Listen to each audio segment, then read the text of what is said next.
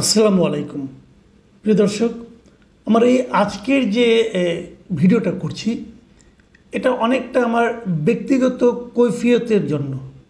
আসলে এই ব্যক্তিগত কৈফিয়ত দেওয়ার প্রয়োজনটা হতোই না যদি আমি একটা ভুল না করতাম। সেই ভুলটার জন্য আমার মনে হয় আমার শাস্তি হওয়া উচিত। সেই আলোচনাটা আমি শেষ দিকে আসছি। ঘটনাটার সূত্রপাত কোথায়? আমি বেশ কিছুদিন আগে, প্রায় সপ্তাহ দুয়েক আগে একটা কন্টেন্ট করেছিলাম যার নাম ছিল দুই নৌকায় পা মতলব ভালো না, এই ধরনের একটা কন্টেন্ট ছিল। সেখানে মূল যে বক্তব্যটা আমার ছিল সেটা হলো যে আমি কয়েকজন ব্যক্তির নামই উল্লেখ করেছিলাম। আমি বলেছিলাম এই লোকগুলো এই সরকারের গুরুত্বপূর্ণ দায়িত্বে নিয়োজিত আছেন এবং এই লোকগুলো সম্পর্কে আমার কাছে বিভিন্নজন জানতে চেয়েছেন, বলেছেন যে এই লোকগুলি দ্বৈত নাগরিক এবং তারা কে কোন পদে আছে আমি সিরিয়ালি প্রায় 10-12 জন লোকের নাম বলেছি। বলার পর আমি তাদের কাছে জানতে চেয়েছি যে আপনারা কি আসলেই দ্বৈত নাগরিক? আপনাদের নিয়ে যে প্রশ্নগুলো আছে এই প্রশ্নগুলোর আপনারা কি জবাব দেবেন যে আপনারা দ্বৈত নাগরিক কিনা? কারণ আমি নিজে মনে করেছি যে দ্বৈত নাগরিকদের রাষ্ট্রীয় গুরুত্বপূর্ণ নীতি নির্ধারণী জায়গায় রাখা উচিত না। এটা আমি মনে করেছি। কেন মনে করেছি সেই ব্যাখ্যাটা আমি আবার পরে দিচ্ছি আপনাকে। ওই জন্য দিয়েছিলাম কেন মনে করেছি। যাক, সেই প্রসঙ্গটা আমি একটু পরে আবার ডিটেলে আসছি। এটাকে কেন্দ্র করে কিছুদিন আগে যমুনা টেলিভিশনের যে রাজনীতি নামক অনুষ্ঠানটা হয়, খুব জনপ্রিয় অনুষ্ঠান, রোকসানা আঞ্জুমান নিকোর এটা উপস্থাপনা করেন। আমার খুব প্রিয় একজন অ্যাঙ্কর, উনি প্রশ্ন করতে কাউকে ছাড়েন না।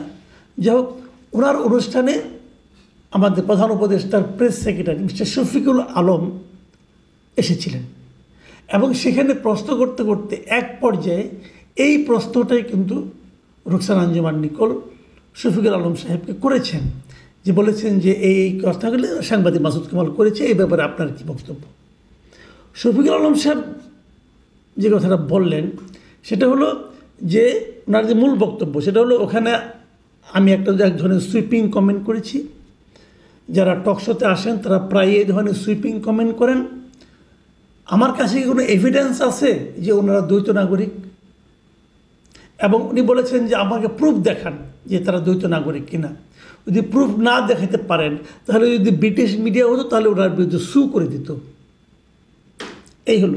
তারপরেও নিকোল স্পষ্ট করে বলেছেন যে সরকারের কাজ করে এমন কেউ কি দ্বৈত নাগরিক নেই। আমার প্রশ্নটা বাদ, উনি নিজেই প্রশ্ন করলেন, অথবা তিনি জিজ্ঞেস করলেন যে আমি আপনাকে প্রশ্ন করছি মাসুদ কামাল যাদের নাম বলেছে তাদের কেউই কি দ্বৈত নাগরিক নন? তখন উনি একই কথা বললেন যে আপনারা যখনই এই প্রশ্নগুলো করবেন আপনারা এভিডেন্স নিয়ে আসতে হবে। এই জায়গাটাতে আমার আপত্তি কিন্তু। আচ্ছা, আমার আপত্তিটা কেন সেটা আমি আপনাদেরকে বলি। আমি কিন্তু কখনো দাবি করিনি যে এরা সবাই দ্বৈত নাগরিক। আমি কেবল তোমাদের নামগুলি বলেছি যে আপনাদের ব্যাপারে অনেকে জিজ্ঞাসা করে এবং অনেকে বলে, অনেকে অভিযোগ করে যে আপনারা দ্বৈত নাগরিক। আসলেই আপনি কিনা সেই প্রশ্নের উত্তরটা আপনারা দিন। শুনুন, আমার কথা বিশ্বাস না হয় আমি কি বলেছিলাম সেটা আপনাদেরকে আমি বরং একটু শোনাই। আমার ওই আগের অনুষ্ঠানটা আপনারা শুনুন আমরা কি বলেছিলাম, আমি কি বলেছিলাম। আমি যাদের নাম বললাম তাদের প্রত্যেকের কাছে আমার অনুরোধ, আপনারা প্রকাশ্যে এসে বলুন যে আপনারা দ্বৈত নাগরিক নাকি নাগরিক না, নাকি আপনাদের ব্যাপারে এটা মিথ্যা অভিযোগ। আর যদি আপনারা দ্বৈত নাগরিকত্ব আসলেই নিয়ে থাকেন তাহলে আপনাদের প্রতি অনুরোধ, আপনারা যে কোনো একটা ছেড়ে আসুন। আপনারা ওইটা ছেড়ে এই দেশে সেবা করুন। আর যদি ওইটা রেখে দেশে সেবা করতে চান তাহলে আপনাদেরকে বলবো সরি, আপনারা আসলে দেশপ্রেমিক নন। আপনারাও ওই আগেরদের মতোই লুটপাট করতে আসছেন। প্রিয় দর্শক, আমি জানি আমি অনেক বড় প্রশ্ন করে ফেলেছি, কিন্তু একজন সাংবাদিক হিসাবে ক্ষমতাকে প্রশ্ন করাই আমার কাজ। আমি সেই বিবেচনায় মনে করি আমি একজন ছোট সাংবাদিকের দায়িত্বটা পালন করেছি। প্রশ্ন করা যদি অপরাধ না হয় তাহলে আমি মনে করব এই লোকগুলো, এই বিখ্যাত মানুষগুলো আমার এই প্রশ্নের জবাব দেবেন। প্রশ্ন সহজ, জবাব কি পাবো?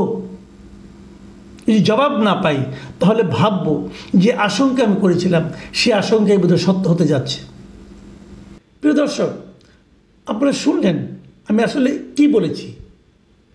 এখানে কোথাও কি আমি দাবি করেছি যে ওনারা দ্বৈত নাগরিক।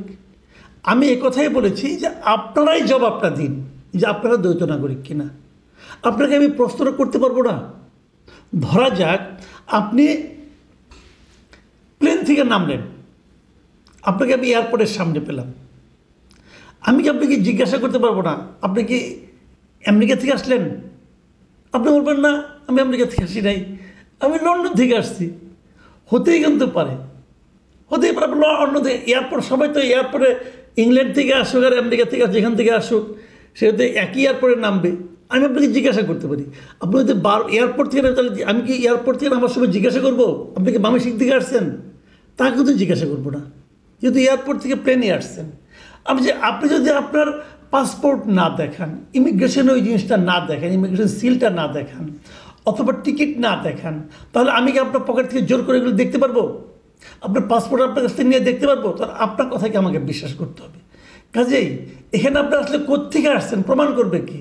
যে প্রশ্ন করবে সে না, কিন্তু যিনি এসেছেন সে প্রমাণ করবে। সে বলবে না এই যে দেখেন আমাদের ইমিগ্রেশনের সিল দেখেন, আমি নিউ ইয়র্ক থেকে আসছি অথবা আমি হিথ্রো থেকে আসছি, উনি দেখাবেন কিন্তু এটা। বাট আমি তো প্রশ্ন করতে পারবো, যেহেতু আপনাকে আমি এয়ারপোর্ট থেকে নামতে দেখলাম, এইটুকু প্রশ্ন আমি করতে পারবো না? যাদের নাম আমরা বলেছি আমি, তারা সবাই এক একজন দীর্ঘদিন ধরে বিদেশে থাকেন। যেমন মিস্টার খলিলুর রহমানের কথা বলেছি, উনি কিন্তু জবাব দিয়েছেন, উনি একটা জবাব দিয়েছেন যে ওনার একটাই মাত্র পাসপোর্ট, উনি কেবলমাত্র বাংলাদেশের নাগরিক। এই জবাবটা আমরা শুনেছি, এই জবাবের আবার পাল্টা জবাব আছে।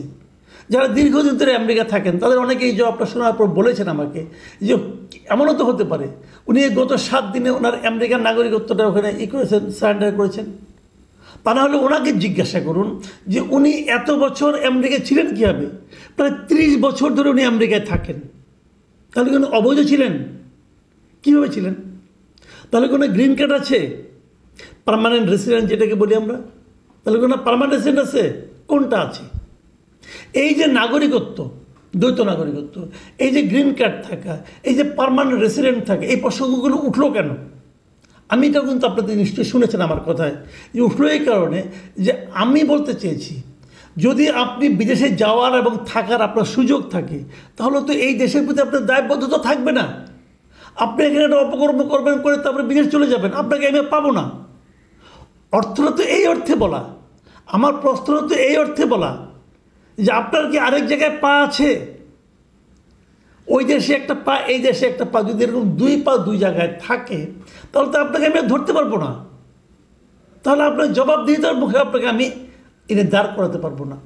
মূল থিমটা হলো এই জায়গায়, আপনার পাসপোর্ট আছে কি না আছে এটা নিয়ে কিন্তু আমার কোনো পিড়াপিড়ি নেই। আপনার কী আছে না আছে আপনার ব্যাপার, আমার খালি জানার বিষয় আপনি ওই দেশে থাকেন কি থাকেন না, ওই দেশে ইচ্ছে করলে যেয়ে থাকতে পারেন কি পারেন না, সেটা এদের সমস্তগুলোই তো আছে। এটা নিয়ে আমি একটা ফেসবুকে স্ট্যাটাস দিয়েছিলাম। এখন আমি আমার ভুলটা বলি, আমি একটা ফেসবুকে স্ট্যাটাস দিয়েছিলাম, দিয়ে সেখানে আমি হুট করে বোধহয় উত্তেজিত হয়ে গিয়েছিলাম কিনা জানি না, হুট করে আমি বলে বসেছিলাম যে শফিকুল আলম সাহেবের এই কথার আমি একটা জবাব দেব। আসলে এই কথাটা আমার বলা ঠিক হয় নাই। আমি ওনার কথা কী জবাব দেব? কারণ উনি তো যেভাবে সমালোচনা করেছেন, যে আমার যে জায়গাটার ভুল ধরে উনি সমালোচনা করেছেন, সেই কথা তো আমি বলেই নি।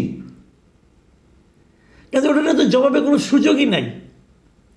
আমার যেটা বক্তব্য যে এই লোকগুলিকে আমি প্রশ্ন করেছি, আপনারাই জবাব দিন। আর শফিকুল আলম সাহেব বলেছেন যে না, আমি যে দাবি করলাম ওনারা বিদেশের নাগরিক, আমি কি প্রমাণ করতে পারবো? ভাই এই দাবি তো আমি করিনি, আমি বলেছি আপনারা জবাব দিন, আপনাদের অবস্থান আপনারা জাতির কাছে ক্লিয়ার করুন, আমি এটা বলেছি। কিন্তু ওই যে বললাম রেগে গেলেন তো হেরে গেলেন, আমি রেগে গিয়েছিলাম। রেগে গিয়ে বললাম উনি এই ধরনের কথা আমাকে কেন বলেন? আমি বোকার মতো বলে উঠেছি, আমি এটাকে জবাব দেবো। এটা বলে আমি ভুল করেছি কোথায় আমি বলি, কমপক্ষে 20 জন লোক আমাকে মেসেজ করে জানিয়েছে কই আপনার জবাব কোথায়।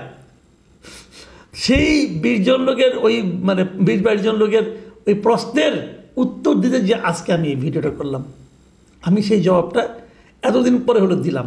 কিন্তু এই কদিন দিলাম না কোনো, সেটাও বলি। দিলাম না হলো একটাই কারণে, যে আমি মনে হয়েছে এই ভুলটা আমার করা ঠিক হয়নি, আমাকে এরকম চ্যালেঞ্জ দেওয়াটা ঠিক হয়নি। কারণ যেটা চ্যালেঞ্জ হয় না, এটা সবাই জানেন, সেটা চ্যালেঞ্জ দেওয়া যায় না। এ প্রসঙ্গে আপনাদের একটা ছোটো গল্প বলি। আচ্ছা, গল্পটা শেষে বলি। তার আগে আমি ওই কথাটাকে শেষ করে নিলাম যে আসলে আমার মূল বক্তব্যটা ছিল আমাদের জাতীয় স্বার্থে। আমি মনে করি, সবসময় মনে করি, যে লোকের অন্য জায়গায় যে অন্য দেশে যে থাকার সুবিধা আছে, যতদিন ইচ্ছা থাকার সুবিধা আছে, সেটা পাসপোর্টের কারণে হোক, অথবা গ্রিন কার্ডের কারণে হোক, অথবা পার্মানেন্ট রেসিডেন্সিপের কারণে হোক, যদি ওখানে যে থেকে তাকে রাষ্ট্রীয়, আমার দেশের রাষ্ট্রীয় গুরুত্বপূর্ণ নীতি নির্ধারণের কাজে নিয়োগ করা ঠিক নয়। আলী রিয়াজ সাহেব সেরকম একজন লোক। উনি যে নাগরিক আমেরিকাতে, তো উনি নিজেও প্রমাণ করেছেন। উনি যখন বাইডেনকে ভোট দেন, ভোট দিয়ে উনি ফেসবুকে লিখেছিলেন, সেটা তো আমরাও দেখেছি, সবাই দেখেছি। আশিক চৌধুরী যে বিদেশের আমেরিকা যুক্তরাজ্যের নাগরিক, সেটাও তো তার প্রমাণপত্র অলরেডি আমার ওই ফেসবুক স্ট্যাটাসের নিচে একজন দেখলাম যে দিয়ে দিয়েছে। খুঁজলে আমরা অনেক পেয়ে যাবো, সেটা কোনো ব্যাপার না। কিন্তু আমরা ওনাদের কাছ থেকে জানতে চেয়েছিলাম, আমরা তো ওনাদেরকে অপরাধী বানাতে চাইনি। এই জিনিসটা মাথায় রাখতে হবে যে যখন কারোর বিরুদ্ধে চুরির অভিযোগ দায়ের করা হয়, তখন যে অভিযোগ দায়ের করে তার দায়িত্ব কিন্তু প্রমাণ করা নয়, বরঞ্চ যিনি যার বিরুদ্ধে অভিযোগ করা তার দায়িত্ব প্রমাণ করা বাংলাদেশের আইনে যে সে চুরি করেনি। যাই হোক, সেটা অন্য প্রসঙ্গ। এখন যে গল্পটা বলতে চেয়েছিলাম সেই গল্পটা বলে শেষ করি, যে কারণে আমি নিজেকে মনে করি যে আমার শাস্তি হওয়া উচিত। সেই গল্পটা হলো খুবই প্রচলিত গল্প, অনেকে আপনারা শুনেছেন। একবার বাঘ এবং গাধার মধ্যে বিশাল তর্কটা কি নিয়ে? তর্কটা হলো যে ঘাসের রং কী নিয়ে, কী রং, ঘাসের রংটা কী। গাধা বলছে যে ঘাসের রং হলো নীল, আর বাঘ বলছে যে ঘাসের রং হলো সবুজ। এটা নিয়ে বিশাল তর্ক, সমাধান পাচ্ছে না। তখন দুজনে মিলে গেল সিংহের কাছে। সিংহের কাছে যে গাধা বলছে যে দেখেন, এই বাঘের সঙ্গে আমার এটা তর্ক হয়েছে, আমি যতই বলি যে ঘাসের রং হলো নীল, আর বাঘ বলে ঘাসের রং নাকি সবুজ, আপনি বলেন আসলে ঘাসের রং। সিংহ বলল যে ঘাসের রং নীল, যাও তুমি এবার যাও। গাধা তো আনন্দে নাচতে নাচতে চলে যাচ্ছে। কিছুদিন যে তার মনে হলো যে আমি তো তর্কে জিতলাম, বাজিতে জিতলাম, কিন্তু বাঘ যে আমার সময়টা নষ্ট করলো, এই জন্য বাঘের একটা শাস্তি হওয়া উচিত না? সে আবার তখন সিংহের কাছে ফেরত আসলো, এসে বলল যে বাঘ যে আমার 3 দিন, আপনি তো জানেনই আমি বাজিতে জিতেছি যে ঘাসের রং নীল, কিন্তু বাঘ যে আমার গত 2-3 দিন ধরে সময়টা নষ্ট করলো, এর একটা শাস্তি হবে না? সিংহ বলল হ্যাঁ হবে। বাঘকে বলল যে তুমি আগামী 3 দিন কারোর সঙ্গে কোনো তর্ক করতে পারবে না, বাজিও ধরতে পারবে না। গাধা এবার খুশি হয়ে নাচতে নাচতে চলে গেল। তখন বাঘ সিংহকে বলতেছে যে তুমি এটা কী বিচার করলা, যে তুমি জানো যে ঘাসের রং সবুজ, সারা দুনিয়ার লোক জানে ঘাসের রং সবুজ, আর তুমি বললা গাধাকে যে ঘাসের রং নীল, আবার তারপরে তুমি আমাকে শাস্তিও দিলা। সিংহ বলল হ্যাঁ আমি জানি সবুজ, তুমিও জানো সবুজ, সারা দুনিয়ার লোক জানে সবুজ, তো এটা নিয়ে তুমি গাধার সঙ্গে তর্ক করতে গেলে কেন? এই অপরাধে তোমাকে আগামী 3 দিন তুমি কারোর সঙ্গে তর্ক করতে পারবে না, কোনো বিষয় নিয়ে বাজি লাগাতে পারবে না। যে জিনিসটা সবাই জানে, সবাই বুঝে, সেটা নিয়ে আপনি কারোর সঙ্গে তর্ক করতে যায়েন না, যাওয়াটা ঠিক না। আমি বোকার মতো গিয়েছিলাম, যাওয়াটা আমার ঠিক হয়নি। এই জন্যই গত কয়েকদিন আমি চুপ ছিলাম, যে শাস্তিটা ভোগ করে নিই। প্রিয় দর্শক, ভালো থাকবেন আপনারা। এই ধরনের বোকামিপূর্ণ কাজ আর করবো না, এই প্রতিশ্রুতি দিচ্ছি। এখন এ পর্যন্তই। আল্লাহ হাফেজ।